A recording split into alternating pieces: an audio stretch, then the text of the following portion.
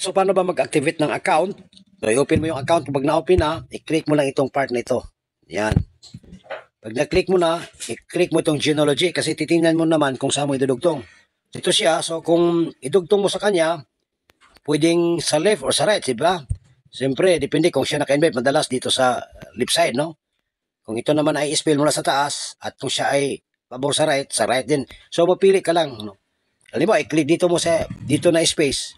I-click mo lang tong ano. Dito i-click mo na siya. Register, click. Yan. Dito ka na. Okay, so ilagay mo yung username, first name, and last name. Enter your email. Dapat active talaga. Kung multiple accounts ka, pwedeng isang Gmail lang. Phone number, dapat 11 characters. Password. Ang password, masilan ito. So, mas maganda, i-copy and paste. So, i-type mo muna sa notes, tapos i-copy mo, tapos i-paste mo sa notes, no? Pagkatapos, pag okay na, saka mo ilagay sa password. May notes ka talaga. Tapos, enter sponsor number. Ibig sabihin, yung username sa naka-invite. Maring ikaw lang yung nag-activate. For invite ito na member, username ng naka-invite. Hindi sa atin yung naka-invite. Pero kung ikaw naman naka-invite, so username mo.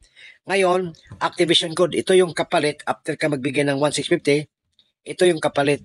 Activation code. So, ngayon, ilagay ito activation code. Tapos, i-register mo na. So, pag-register, congratulations. Ganon lang guys. Ganon lang kasimple.